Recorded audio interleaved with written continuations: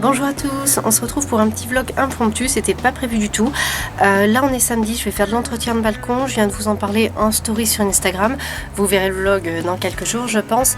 Donc j'ai pas mal de nettoyage à faire et je me suis dit que du coup c'était peut-être sympa de vous embarquer un petit peu là-dedans, enfin on va voir.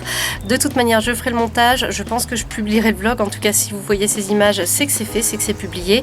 Et puis comme ça vous allez voir un petit peu ce qui s'est passé pendant l'été et puis ce qui va se passer là pour préparer l'automne. Alors vous voyez, j'avais déjà commencé à me débarrasser de certaines plantes.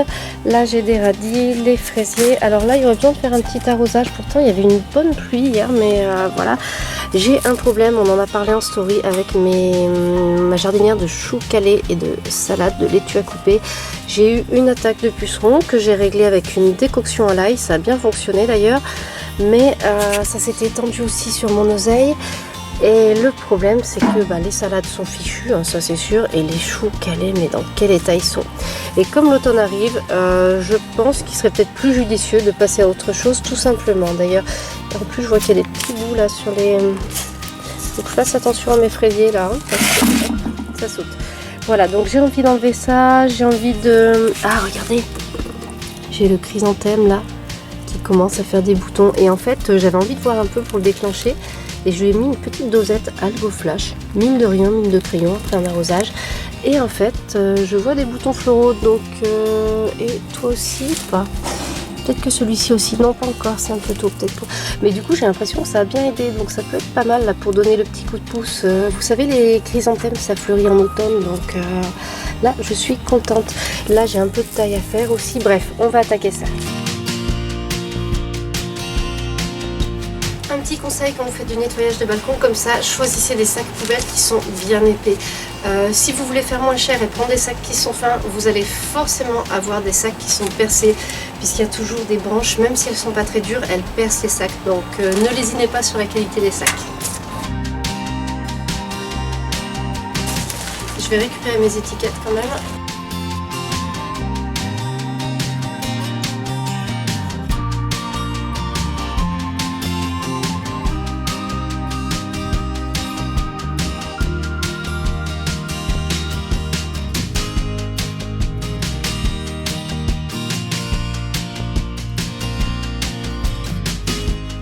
Voilà, donc déjà ça fait de l'espace et ça fait aussi pas mal de petites poussières.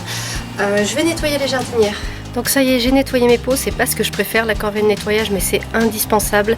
Surtout quand on a eu des bestioles, comme là des pucerons en l'occurrence ou quoi. Il vaut mieux nettoyer comme ça, quand on replante plus tard ou juste après, on est tranquille. Alors je vais vous montrer un petit peu. Là je vais passer un grand coup de nettoyage. Mon oseille, on va s'en occuper. Là c'est des petits plants, c'est un pied d'épinard et là c'est un pied de persil que j'avais semé pour cultiver par la suite en intérieur, mais que je mets dehors pour l'endurcir un petit peu. Le pied d'épinard, son but c'est de finir dans la jardinière Calypso pour les plantations d'automne. Ça va pas tarder puisque là il y a des choses qui se terminent, poivrons, tomates, etc. Donc on fera une vidéo là-dessus. Voilà, donc je vais déplacer un petit peu tout ça pour nettoyer. On va avoir besoin de faire des petits arrosages aussi. On va continuer. Tenez, vous voyez, j'ai placé là mon Paphiio Modia Ephema. Pour essayer de l'aider à grandir et à fleurir. Le substrat devrait rester humide. J'ai arrosé hier, il n'arrête pas de sécher.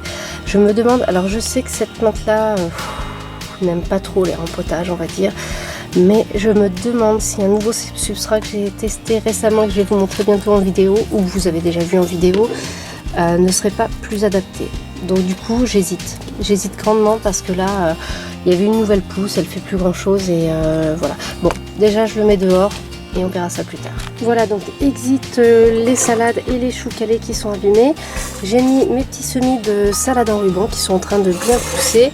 Et puis mes autres petits semis, là j'ai rempoté ce matin en fait.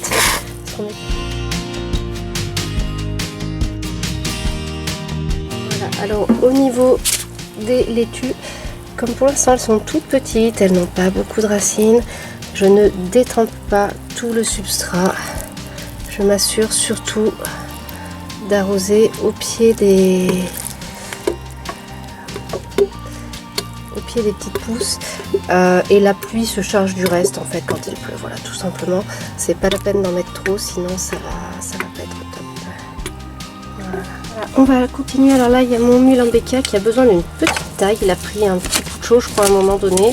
Et puis de temps en temps, il me fait ça. La première fois, je m'étais dit, oh mon Dieu, que se passe-t-il? Il est perdu. Et en fait, non. Après, il repart de plus belle en général. Donc, une petite taille, ça lui fait du bien en général. Et puis après, il est plus beau. Maintenant, on va passer à l'oseille. Alors, le problème, il y a eu attaque de puceron. Et puis, il y a eu aussi de l'oïdium. Vous voyez, c'est un champignon là qui fait un feutrage en fait sur les feuilles. Donc celle-ci, elle est très atteinte. Si vous voyez celle-là, voyez, c'est voilà. Donc ce que je vais faire, je vois qu'il y a des nouvelles pousses, donc je vais couper toutes les feuilles qui sont atteintes. C'est pas la peine de s'embêter. Je vais le passer sous la douche entre guillemets pour enlever tout ce qui reste des pucerons, à savoir que la décoction d'ail que j'avais pulvérisée avec ça, d'ailleurs il faudra que je vous en parle de la décoction d'ail, je vous ferai une vidéo. La décoction d'ail a bien marché pour virer les pucerons, mais après il y a tout ce qui reste, donc tous les petits trucs collants, etc. Donc je vais lui donner une bonne douche, je vais renouveler le paillage en fait, parce que pareil il y a des déchets de pucerons, et puis normalement je pense qu'elle devrait être repartie. Et je ferai un traitement préventif anti-oïdium. L'un d'entre vous m'avait conseillé du lait une fois, tout simplement.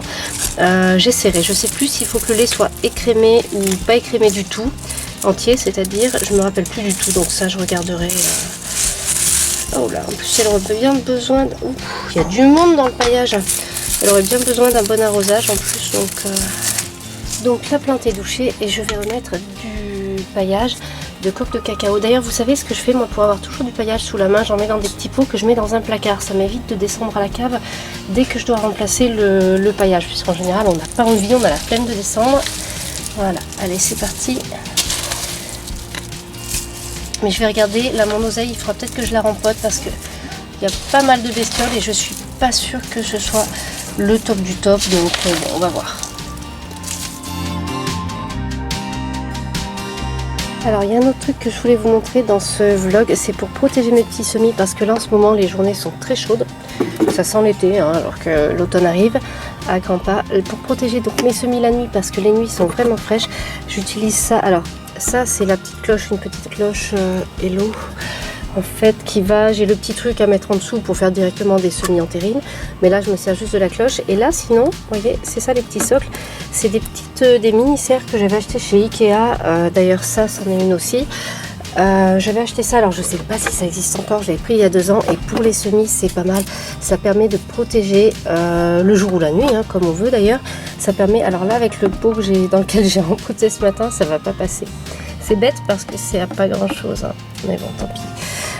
Le persil de toute manière c'est pour cultiver en intérieur, je le rentrerai peut-être. Voilà, en tout cas c'est pas mal du tout. Quand on en est au stade des semis, moi j'avais réussi à faire tenir 2 petits semis dans des godets en papier journal dans une seule mini CA, donc c'était pas mal du tout. Et je voulais vous montrer, parce que de mémoire ça coûtait pas très cher et ça dépanne bien. J'ai autre chose, j'ai mon thym qui en a pris un coup, donc on va lui mettre un petit coup de sécateur si je remets la main dessus. Voilà. On va enlever les branches qui ont séché. Je sais pas du tout pourquoi, ça s'est fait en mon absence, à croire que les rares fois où je m'absente, on a des indésirables qui en profitent pour arriver. Je vous montre un autre truc aussi. Là vous voyez mon pied de tomate, il est sur la fin parce que ça mûrit vraiment tout doucement.